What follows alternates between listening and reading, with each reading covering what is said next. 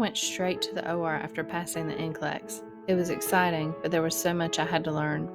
I had finished my orientation to the scrub nurse role and was just starting to circulate on the day that I really learned what it meant to be an advocate for my patients. I was assigned to general surgery with a nurse who had 2 years under his OR belt. Our first case of the day was an inpatient for a parathyroidectomy. She had a diagnosis of chronic hypercalcemia and had been hospitalized due to a cardiac arrhythmia that was thought to be related. In the OR, time is money and efficiency is valued. I was rushing around trying to have everything ready in the room and not to be the holdup. I went over to the pre-op area to interview my patient. My patient was pitiful. She had trouble speaking. She couldn't turn her head to look at me. She told me her muscles were turning into rocks, which the surgeon later explained was called metastatic calcinosis cutis, where calcium salts are deposited in the skin, tendons, and muscles, causing them to harden. As I was introducing myself, the patient grabbed for my hand and held on tight. She was teary throughout the interview. When I asked about family, she was alone. She said her husband had promised he would be here to see her before surgery and asked if I could check to see if he had come. With tears rolling down her cheeks, she told me she was scared, that she didn't think she would survive surgery and that she needed to see her husband. A wise old nurse once warned me, when a patient says they're not going to make it, take it seriously. The time was now 7:28. I knew it was time to roll to the OR. I knew I was going to have to explain why I was late, but I left that pre-op room determined that if my patient's husband was on this campus, he would see his wife before I took her anywhere. As soon as I exited the pre-op room, my preceptor and CRNA were waiting outside.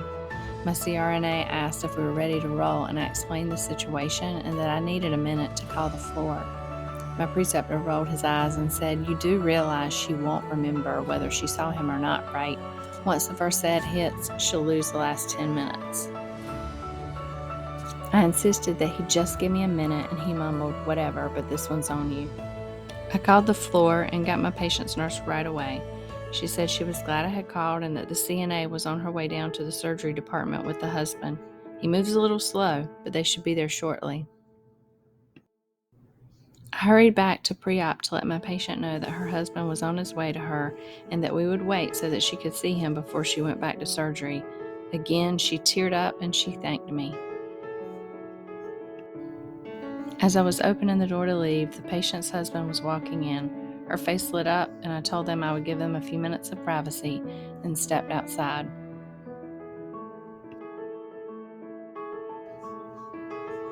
By this time, we were right at 10 minutes late, and the surgeon had come over to see what the holdup was. I again explained the situation and that I had made the decision to wait for the patient's husband to come, that it felt like it was the right thing to do for my patient. The surgeon said, "I respectfully disagree, but what's done is done. Please just hurry up." I gave the couple 5 minutes by the clock, excessive per my preceptor, but from the door I heard tears and I heard prayers, and I was not going to cut them short. As my CRNA and I left pre-op with our patient, my patient, with great effort, blew her husband a kiss and whispered that she loved him. No one really gave me a hard time about causing a delay once we got to the OR, and the surgery proceeded as expected with no complications. When I left my patient in the PACU, I believed we had fixed her.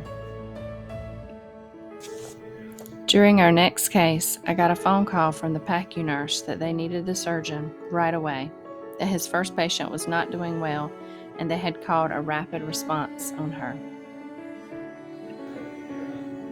Within an hour, she was gone. Just like that. The moment I found out, all I could think was how glad I was that I had recognized the importance of giving her that last opportunity to see her husband, that I had not let the pressure to be fast and be on time keep me from advocating for my patient and ensuring that her wishes were honored.